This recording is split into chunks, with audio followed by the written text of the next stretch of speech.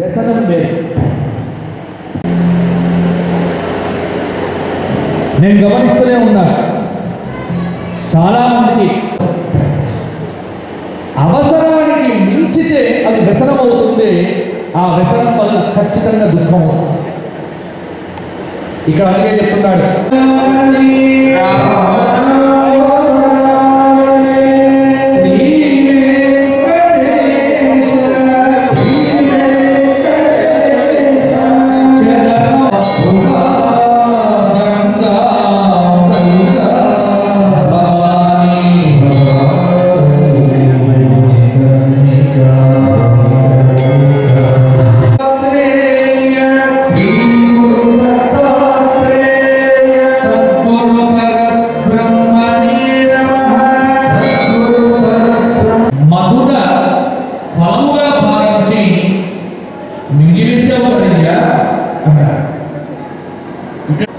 ఎందుకంటే నేను పొద్దున చెప్పాను ఈ విషయం.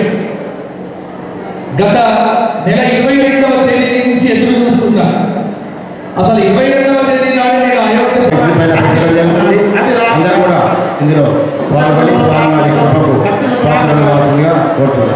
వాస్తు శాస్త్ర పండితులు వారి మంగళ శాసనాలలో ఈ కార్యక్రమం రూపొందించడం జరిగింది.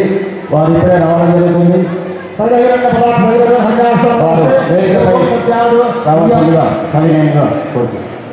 ఇయం శ్రీగా నమసుగా సహధర్మ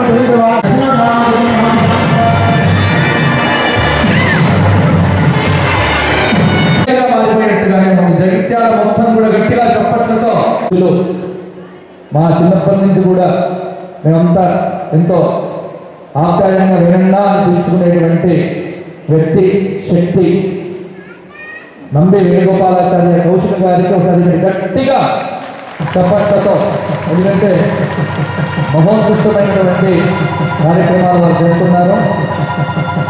వాళ్ళు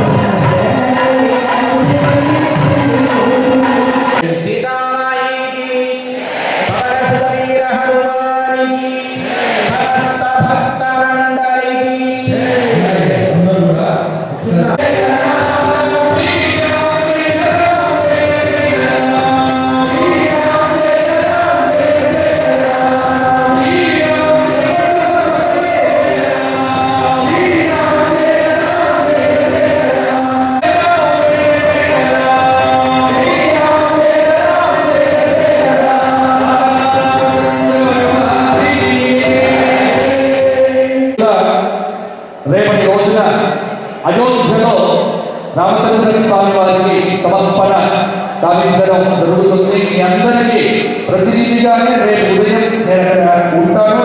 అలాగే మీ అందరి చప్పట్ల మధ్య మనం మే నెల 24వ తేదీ నుండి ప్రారంభం చేసుకునేటువంటి మన మహాభారత ప్రవచన యజ్ఞం ఏదైతే ఉందో 9 రోజుల పాటు ఆ కార్యక్రమానికి, అలాగే అయోధ్యలో ఆగస్టు 25వ తేదీ నుండి 1000 మందితో జరిగేటువంటి రామకథ, అలాగే అహోరాత్ర హనుమాన్ చాలీసా పారాయణ మహాయజ్ఞానికి కూడా నా కోరిక ఏంటి అంటే మా వేణన్న గారు అయోధ్యకు కూడా ఒక రోజు వచ్చి మా అందరికీ మంగళాశాసనాలు ఇవ్వాలి అని మా అయోధ్యకు దాతారం సర్వసంపదాం లోకాభిరామం సోనమామ్యహం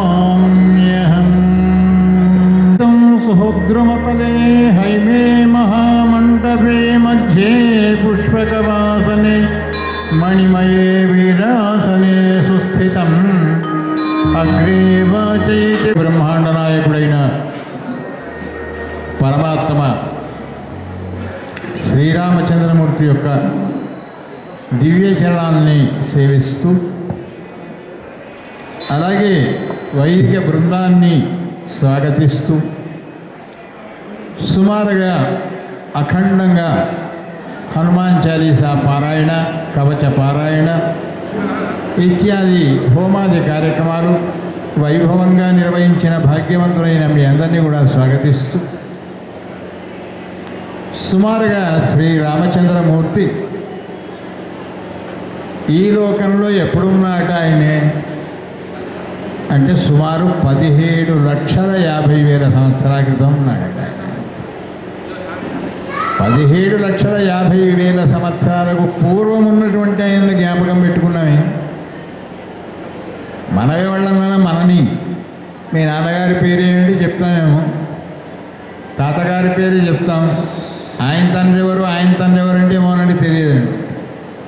అందుకే శ్రీ విష్ణు సహస్రనామంలో కూడా చెప్తారు, యాని నామాని గౌణాని విఖ్యాతాని మహాత్మన.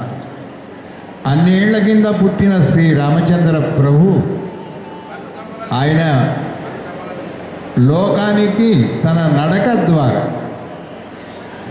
నడక ద్వారా చూపించాడు ధర్మాన్ని. అందుకే లోకం ఏం గమనిస్తుందట అంటే మాటలు గమనించదు, నడక గమనిస్తుంది.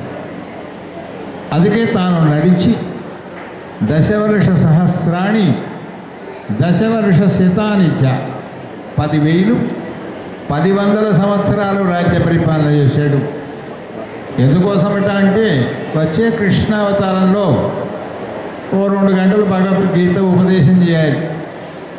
ఆచరణ లేకుండా ఉపదేశం చేస్తే బాగుండదు అని ఆయన 11,000 సంవత్సరాలు తన ఆచరణ ద్వారా చూపించాడు. ఆ రాముని యొక్క ప్రతిష్ట దాదాపుగా అయోధ్యలో మనకంటే ముందు తరాలు చూడలేకపోయారు. స్వామికి ఆ మాండవినిచ్చి భరతునకు శిరతకీర్తినిచ్చి శత్రుఘ్నునికి వివాహం జరిగింది. వశిష్ఠ వారక్రియ జమదగ్ని కాత్యాయన ఎందరో మహర్షులు వచ్చి సేవించారు అని ఆ కళ్యాణాన్ని మనం కూడా ఇక్కడ మంచి కోలాహలంగా జరుపుకుంటూ ఉన్నాం. మీరంతా జరుపుతూ ఉన్నారు. కళ్యాణానికి ఏమిటంటే అంటే కోలాహలం అంటారు. కళ్యాణానికి వాయిద్యాలు జరుగుతూ ఉండాలి, మాటలు నడుస్తూ ఉండాలి, పాటలు నడుస్తూ ఉండాలి. ఎవరి హడావుడిలో వాళ్ళు ఉంటారు. పెళ్ళి హడావుడి అంటారు. రామ కళ్యాణం జరిగింది. మంత్రి సామాన్యులతో కుటుంబ సభ్యులతో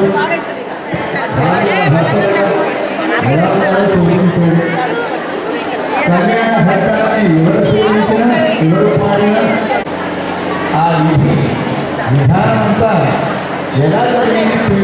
పెళ్ళి చేసుకోవాలి ఒక మాట, ఎక్కడ చేసుకోవాలి రెండో మాట. సీతా కళ్యాణంలో లంక నుంచి బయలుదేరి వచ్చాడు. ఓ రథాన్ని ఏర్పాటు చేశాడు శత్రువుకి. ఎన్ని రథాలు ఉన్నాయో ఎంతమంది సారథులు ఉంటారు. కానీ రాముడు వచ్చిన తర్వాత రథాన్ని నడిపినవాడు ఎవడట అంటే శత్రుఘ్నుడు నడిపాడు. భరతుడు గొడుగు పట్టాడు. లక్ష్మణుడు వింజామర వీచాడు. సీతమ్మ వైభవాన్ని చూసి ఆనందిస్తుంటే రథం కదిలితే జనమంతా సంతోషపడ్డారట, కానీ పాపం ఇద్దరు బాధపడ్డారట. అన్నదమ్ములంటే ఎలా ఉండాలంటే ఇట్లా ఉండాలి. మా అన్నగాడు కూడా ఉన్నాడు రావణాసుడు. బతికినంతకాలం తిడుతూనే ఉన్నాడు, తిట్టి తిట్టి వెళ్ళిపోయినాడు అని విభీషణుడు బాధపడుతున్నాడు. సుగ్రీవుడు మీ అన్నగాడేమో తిట్టాడు, కానీ మా అన్నగాడు ఎప్పుడు నన్ను కొట్టడమే. కనుక అన్నదమ్ములు ఎలా ఉండాలి లోకంలో? శ్రీరామచంద్రునిలాగా ఉండాలి అన్నదమ్ములు అంటే. పట్టాభిషేకానికి అంత సిద్ధమైపోతే సీతాదేవికి ముగ్గురు అత్తలు కలిసి కంసల్య, సుమిత్ర, కైకేయి కలిసి జడవేశారండి కోడలకు. జై శ్రీరామ్. దయచేసి మాటలు వెంట్రుకలతో అడవిలో తిరిగిన తర్వాత చాలా కాలానికి మళ్ళీ పట్టు పీతాంబరాన్ని సర్వాభరణ అలంకృతులైన రాముణ్ణి తదేకంగా చూస్తుందట సీతాదేవి. చూసి అబ్బా ఎంతకాలానికి నా రామచంద్రునికి మళ్ళీ రామచంద్రుని అందం చేత ఆభరణాలన్నీ ప్రకాశిస్తుంది. ఆభరణాలతో ఆయన అందంగా లేడండి, ఆయన అందంతోనే ఆభరణాలన్నీ కూడా ప్రకాశిస్తున్నాయి. సీతాదేవి రాముని చూసి ఆనందపడితే, వదినా ఎంతకంత ఆనందం అంటే మీ అన్నయ్యని చూస్తున్నానయ్యా ఇవాళ, అంటే నీకంటే ఆనందపడేవాడిని నేనున్నాను అన్నాడు లక్ష్మణస్వామి. నువ్వు ఒక మా అన్నయ్యని చూస్తున్నావు, కానీ నేను అన్నయ్యను వదిలిని ఇద్దరిని చూస్తున్నాను. లక్ష్మణస్వామి భరతుడు అన్నాయట, ఏమయ్యా అన్న చిన్న నువ్వు ఇద్దరినే చూస్తున్నావు, కానీ నీతో పాటు నేను ముగ్గురు చూస్తున్నాను. రామ, లక్ష్మణ, సీత. శత్రుఘ్నుడు అన్నాడు, నేను రామ, లక్ష్మణ, భరత, సీతను చూస్తున్నాను. ఇంతలో మన ఆంజనేయ స్వామి వేశాడు, మీరు చూసేంత పెద్దగా ఏం లేదయా, నేను రామ, లక్ష్మణ, భరత, శత్రుఘ్న, సీతను చూస్తూ నేను గొప్పవాడిని అంట. ఆ పక్కన శివుడు కూర్చున్నాడు. ఎవరైనా మీరు ఎంత చూసినా 2 కళ్ళే కదా మీకు, నేను 3 కళ్ళతో చూస్తున్నాను అన్నట శంకర్. ఆ పక్కన కూర్చున్నాడట బ్రహ్మ, ఆయనకు 3 తలకాయలు ఉన్నాయి. శంకర, నీవు 3 కళ్ళు కానీ నాకు 3 2 6 కళ్ళతో చూస్తున్నానయ్యా నేను రామపట్టాభిషేకం అన్నాడు. ఆ పక్కన కూర్చున్నాడట, మా నాన్నగారిని కించపరుస్తావు నువ్వేమిటి అన్నట్టుగా కుమారస్వామి. ఆయన షణ్ముఖుడు, 6 తలకాయలు కలిగినవాడు. నేను 6 2 12 కళ్ళతో చూస్తున్నాను అన్నట కుమారస్వామి. ఆ పక్కన ఇంద్రుడు కూర్చున్నాడు. మీ అందరికీ 2 10 12 కానీ నేను సహస్రాక్షుడి 1000 కళ్ళు గలవాడిని. అంటే 1000 కళ్ళతో చూచినా కూడా తనివి తీరనంత గొప్పది శ్రీరామచంద్రమూర్తి యొక్క రామచంద్రమూర్తి యొక్క అద్భుతమైనటువంటి ఆశీస్సులు ఉండాలి. అలాగే కళ్యాణంలో చెప్తారు, కళ్యాణం కలిసి చూడాలన్నా చూడాలి, సప్తమంగళ శోభితం. కళ్యాణంలో ఓ 4 కనిపిస్తాయి, ఓ 3 వినిపిస్తాయి. ఇక్కడ పూర్వం పెట్టారు.